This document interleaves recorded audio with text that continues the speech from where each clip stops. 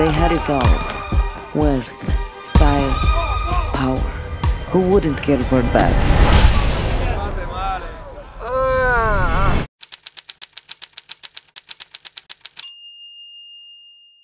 This is based on a book by Sarah Fordham, The House of Gucci. It was brought to my attention, funnily enough, by my wife, who's a producer, has done several things, not with me. This would be the first thing I've ever done with Janina. And she said, this is a really interesting story. And that was 20 years ago. So in the 20 years, we've been trying to get it written where you have the balance of what actually happened with the personal side of the story, which is constantly offset against the evolution of the business.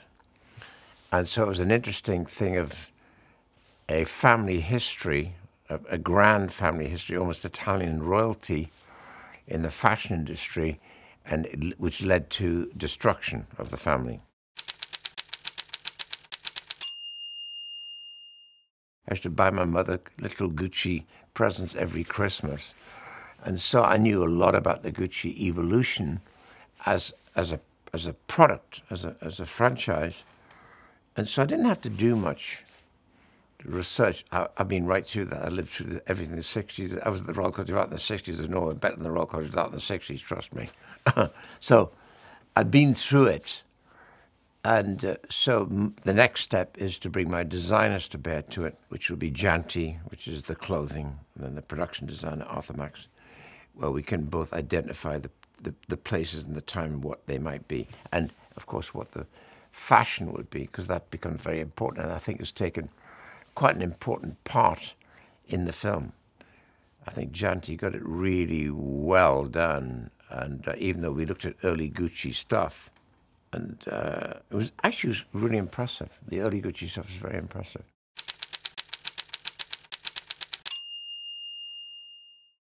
It's a young woman who is looking for a guy to marry. And I don't want to paint it in a misleading way, but she was certainly a girl about town who would enjoy her nightclubs and that thing, but she still lived with her parents. One day she met a man at a club who called himself Maurizio. She had no idea who this was, other than the fact he was extraordinarily polite, which she was not used to. Men aren't necessarily polite with girls in nightclubs and things like that. So she was impressive. She was impressed by him. This leads to, of course, her finding out who he is. And the Gucci in those days would certainly, family would be just one step above or below royalty in Italy. So she suddenly realized how important he was, and I think she really went after him. You watch that evolution into, and I believe, if you're going to be very simplistic about it, it was love at first sight. Patricia, by the time she's 22, 23, is a girl about town, for sure. And I don't want to say more than that because I don't know, but she certainly was an experienced woman, young woman, and had boyfriends, and none of them quite fitted the bill. And I think when she came across Maurizio, there was a freshness to him that I think endeared her to him, and so she became very impressed with him. When she knew it was the Gucci, it was like, she really wanted to be part of his life.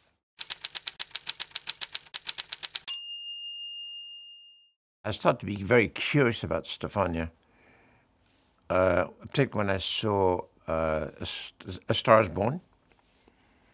And I thought, there's more here than her talent, a formidable talent as an entertainer and as a singer, as a producer and a writer of her own show. This is a real engine of creativity. And so I met with her, and she came to the office, and I liked her immediately, and she was fascinated immediately, and that's how it began. Sometimes a singer can also be a natural actor or actress, because that's what they do on stage when they're singing. They're so inside their own words as she writes them. So she's writing her own play, which she then sings. So in a funny kind of way, it's not a stone's throw less than a stone's throw away from, if you're getting a script, can you just act and not sing? And so that became very apparent that she was very superlatively prepared for every line, more than normal in the whole story.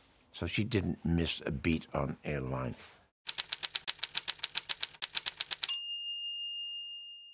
Adam Driver is a rare breed. He's one of the best in the business right now, and they come and go and they evolve and settle down, or evolve and keep getting better. And Adam has evolved for a while now, and it just keeps getting better. So I went from medieval, where I think I got on quite well with him. I think he was shocked at the speed I worked. And what's interesting is he liked it. I think Maurizio was a very sheltered child, and then youth, and then as a young man was overtly protected by Rodolfo, his father. Rodolfo, Jeremy Irons, is older than Al. Al is the slightly flash Harry of the Brotherhood, who goes to New York and sets up sets up the empire, the beginning of the empire. With Maurizio, you're already starting off with a teen young man who's getting damaged by his father's almost manic obsessive thing with the past. And that's where we begin. And Maurizio, the father, wants to be a lawyer. He doesn't want to be in the business. Maurizio does not want the business because he can see the business has kind of affected his father in a rather chronic fashion. His father never wanted to be the shopkeeper. He wanted to be the actor. So he sees a father who is only filled with regret. And that's where it starts.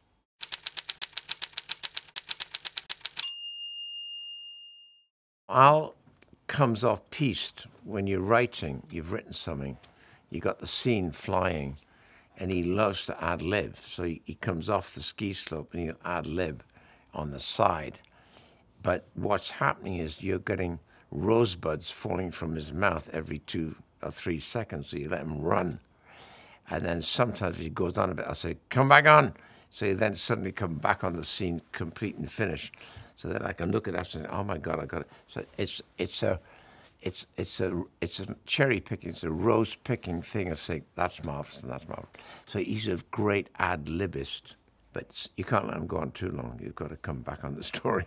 One of my best experiences, because Al, considering who he is a bit of a tour de force in American cinema and theater, that he was the nicest man who could easily be difficult. But I don't tolerate difficult anymore because I don't have to either. But I got on great with him. Maurizio is really smart. But Maurizio is very defensive and fragile because he doesn't like to be pushed around and be put in the place where he doesn't want to be. And his father wants that for him all the time. And that's where it drives them apart. Paolo had completely overestimated his talent as a designer, and in fact wasn't much of as a fashion designer in the way that fashion was going at that particular moment. So in other words, he was slightly out of fashion, and even the clothes he wore were very OTT, over the top. And so the family were always slightly embarrassed about him wanting to be part of the Gucci thing and design clothing for Gucci, because they couldn't have that under the Gucci label. Kino was an actual TV late night, I'll tell you a fortune person in Italy at the time. So what we did was literally what she was. What you see, we simply copied her setup on television. That's what she did. And she would talk to the audience at night saying, pick up the phone, call me now, and I'll tell you where you're going, and I'll read your fortune. I won't necessarily tell you, you won't necessarily hear good news, but I'm going to tell you what I think the truth is. And off that impressed Patricia. Patricia wasn't hoping anything. She was just, I think she was just, the way I did it was, she's sitting there one night, sitting in the kitchen, you know, and can't sleep because of various things. And maybe he's already starting to get anxious about the relationship. And already stepping further than she should be. And seeing Pina on television and going, you know, and start talks to him. And it's random. The random thing starts to evolve. And so I've known Salma for a number of years, and I thought, I asked her, would you do this small part, but I'd love to have you do it. And she did.